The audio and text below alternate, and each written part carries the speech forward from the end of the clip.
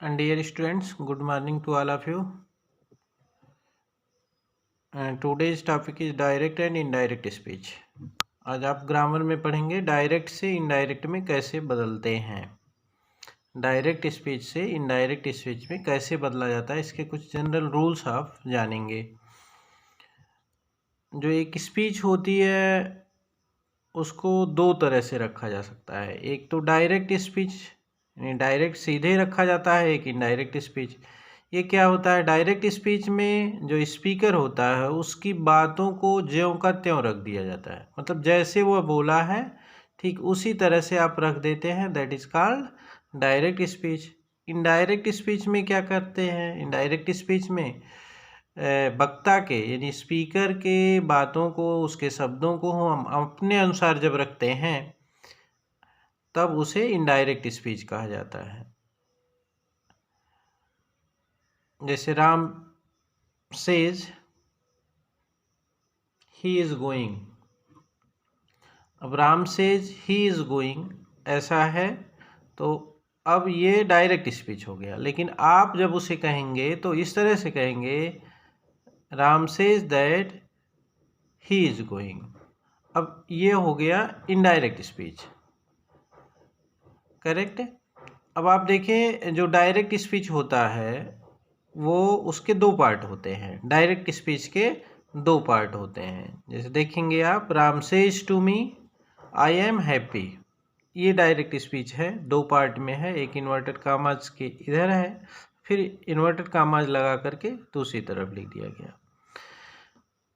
तो ये इसको जानना होगा, रूल्स तभी आपको समझ में आएंगे जब ये आप जानेंगे कि ये क्या है, इन्वर्टेड कामाज के पहले का पार्ट क्या कहलाता है, इन्वर्टेड कामाज के बाद का पार्ट क्या कहलाता है। तो इन्वर्टेड कामाज के पहले का पार्ट जो है वो रिपोर्टिंग स्पीच कहलाता है। राम सेज टू मी, ये क्या है, रिपोर्टिंग स्पीच, पूरे पार्ट को रिपोर्टिंग स्पीच कहा जाता है। आई एम हैप्पी, ये क्या है, रिपोर्टेड स्पीच है। अब रिपोर्टिंग स्पीच में जो अलग अलग वर्ड्स हैं ये क्या कहलाते हैं, राम सेज टू मी, अब देखिए इसमें राम क्या है, सब्जेक्ट है, सेज वर्ब है, इसको एक और नाम दिया जा सकता है रिपोर्टिंग वर्ब। सेज क्या है, रिपोर्टिंग वर्ब है, और फिर मी क्या है, ऑब्जेक्ट है।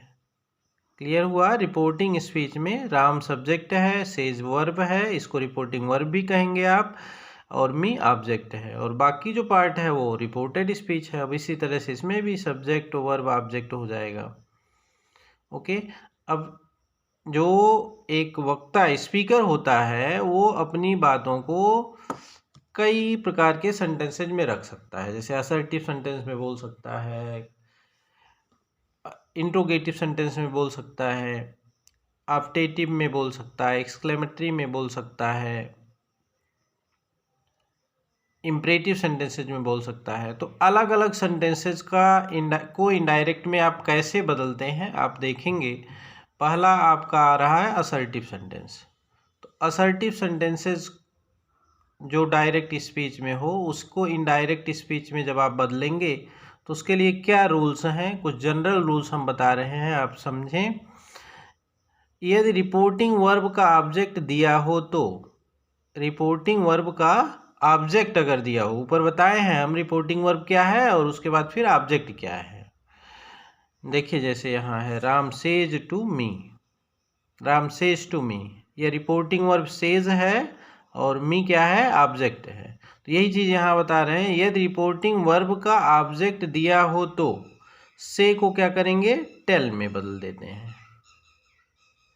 से को टेल में, सेज को टेल्स में, और सेड को टोल्ड में बदल देते हैं।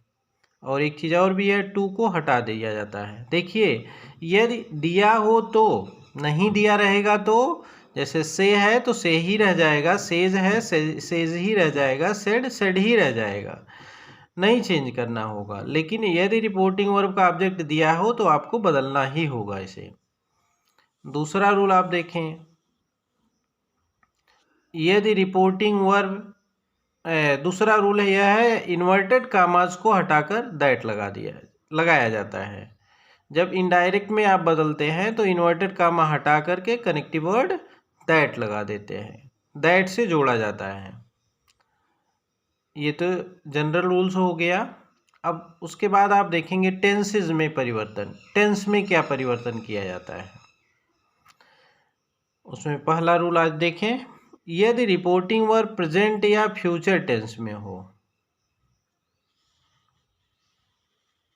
समझे आप, यदि रिपोर्टिंग वर्ब प्रेजेंट या फ्यूचर टेंस में हो तो रिपोर्टेड स्पीच के टेंस में कोई परिवर्तन नहीं करते हैं। यानी रिपोर्टिंग वर्ब प्रेजेंट में हो या फ्यूचर टेंस में दिया हो तो रिपोर्टेड स्पीच के टेंस में कोई परिवर्तन नहीं करते हैं। एग्जाम्पल आप समझे, डायरेक्ट में Ram says to me they will write a letter. अब देखिए रिपोर्टिंग वर्ब क्या है, इसमें सेज है, ये किस टेंस में है, प्रेजेंट टेंस में है। तो रूल जो लिखवा है तो रिपोर्टेड स्पीच के टेंस में they will write a letter, इसके टेंस में परिवर्तन का मतलब हुआ वर्ब में परिवर्तन। तो इसके वर्ब में कोई परिवर्तन नहीं करेंगे, केवल जो जनरल रूल है उसको आपको फॉलो करना होगा। रिपोर्टेड स्पीच के टेंस में नहीं परिवर्तन किया जाएगा। अब क्या है, राम सेज टू मी, देखिए ऊपर लिखवा दिए हैं। यदि रिपोर्टिंग वर्ब का ऑब्जेक्ट दिया हो तो सेज को किस में बदलते हैं, टेल्स में बदलते हैं। अब यहाँ इसी के अनुसार चलेंगे, इनडायरेक्ट में आप बदल रहे हैं, राम क्या हो जाएगा, सेज का टेल्स हो जाएगा। टू हटा दिया जाता है, टू हट गया, मी हो गया, राम टेल्स मी।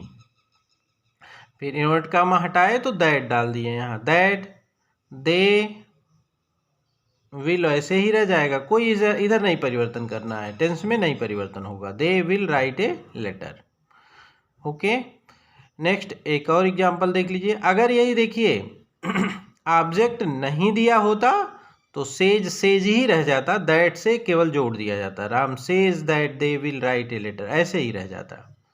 यहाँ देखिए एक और एग्जांपल, डायरेक्ट में doctor will say the patient is coming, doctor will say the patient is coming, ये किस टेंस में है रिपोर्टिंग वर्ब, इसका फ्यूचर टेंस में है, तब भी रिपोर्टेड स्पीच के टेंस में परिवर्तन नहीं करेंगे। अब यहाँ आप देखें इसका ऑब्जेक्ट नहीं दिया है तो से ही रह जाएगा, डॉक्टर विल से केवल दैट से जोड़ दिए, that the patient is coming. Okay, thank you. Next rule next day पढ़ाएंगे।